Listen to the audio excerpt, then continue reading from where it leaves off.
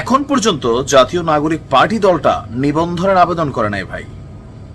উল্টা গতকালকে থেকে হঠাৎ করে নাহিদ ইসলাম বলতেছে যে এটা না হলে আমরা নির্বাচনে যাব না। তা আমি গতকালকের ভিডিওতে বলছিলাম, থাকে না যে রুট লেভেল বা গ্রাস লেভেল, একটা গাছের শিকড় যতটা গভীরে যায় গাছটা ততটা ঝড় বৃষ্টি বাতাস সইতে পারে, কিন্তু শিকড় না নিচে প্রার করে উপর উঠে গেছে, যে কোনো একটা ধাক্কায় কিন্তু গাছটা পড়ে যাবে, এটাই বাস্তবতা।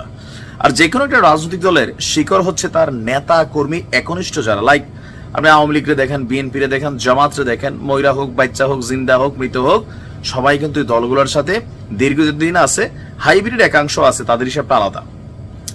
বাট এই দলটার আত্মপ্রকাশের মেয়াদকালী হচ্ছে 2 মাস। তো এই নেতাকর্মী কি গজাইতে পারছে? পারে নাই। সারা বাংলাদেশে জেলা, উপজেলা, ইউনিয়ন, ওয়ার্ড পর্যায়ে কোনো কমিটি হয়েছে? হাতে গোনা কয়েকটা। রমজানে সর্বোচ্চ 39টি সংসদীয় আসনে নির্বাচনের জন্য তারা ভোট টোট চাইছে, কিন্তু দলের নিবন্ধনের খবর নাই। এই কারণে দলটার এই কমেডি বাড়ি বলছে, আমার মনে হয় যে সাংবাদিক যিনি আছেন তাসনিম খলিল, এখন তারা বলতেছে যে আরো 3 মাস এই সময়টা বাড়াইতে হবে, আর এটার জন্য তারা আবেদন করেছে। তো এর পর্যন্ত আমি আপনাদের এখানে আরো বেশ কয়েকটা কানেক্টেড নিউজ দিচ্ছি যে আমাদের নির্বাচন কমিশন কি বলছে। তারা যে 3 মাস বেশি চাইছে, নির্বাচন কমিশনার মোহাম্মদ আনোয়ারুল ইসলাম তিনি আপনার গণমাধ্যমকে বলছেন 20 এপ্রিলই হচ্ছে নিবন্ধনের জন্য আবেদন জমা দেওয়ার শেষ দিন। এখন পর্যন্ত সময় বাড়ানোর আর পরিকল্পনা নেই। তাদের বক্তব্য, প্রধান উপদেষ্টা ঘোষিত সময়সীমা টার্গেট করে আমরা ভোটের প্রস্তুতি নিচ্ছি। 3 মাসের মধ্যে নিবন্ধন কার্যক্রম শেষ করে আমরা আগস্ট সেপ্টেম্বরে সংলাপ করতে চাই। আইন অনুযায়ী নিজেদের প্রতীকে নির্বাচন করতে চাইলে সংশ্লিষ্ট দলকে ইসি থেকে নিবন্ধন নিতে হয়। এনসিপি আগামী নির্বাচনে নিজেদের প্রতীকে ভোট করতে চাইলে আগামী 2 দিনের মধ্যেই আপনার নিবন্ধন করতে হবে। অপরদিকে তারা বলছে যে ইসিরও সংস্কার লাগবে, মানে জাতীয় নাগরিক পার্টির বক্তব্য, নাহিদদের বক্তব্য।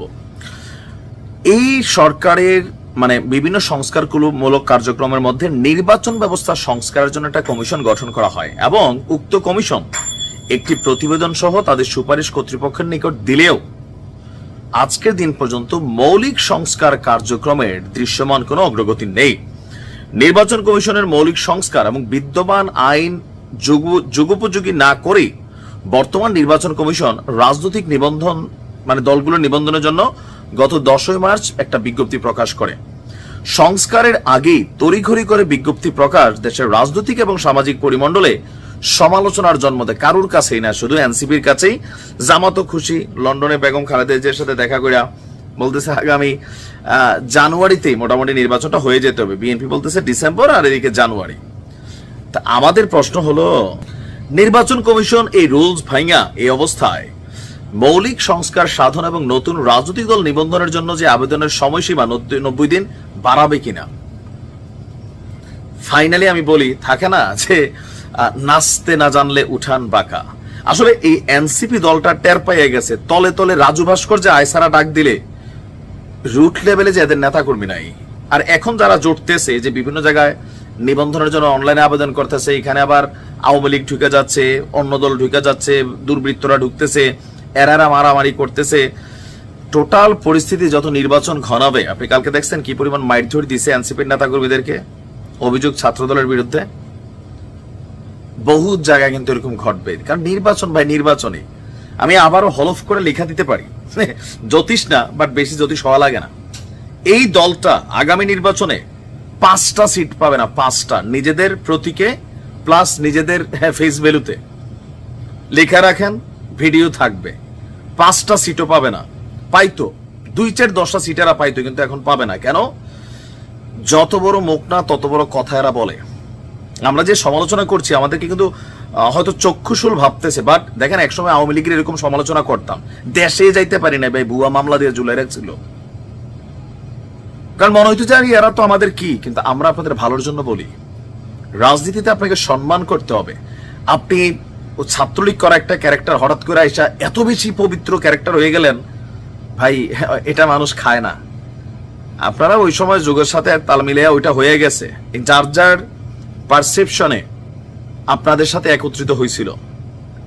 আওয়ামী লীগের ইস্যুতে এখনো আবার করে এক হয়ে যাবেন, কিন্তু ক্ষমতার ইস্যুতে আপনি কখনোই মিত্র শক্তিরা থাকে না। আপনি দেখেন জামায়াত এবং বিএনপি নির্বাচনের যখন একই সুরে কথা বলা শুরু করছে, এনসিপির রাজনীতি ওইখান থেকে শেষ। নিবন্ধনের হাতে আর 2 দিন।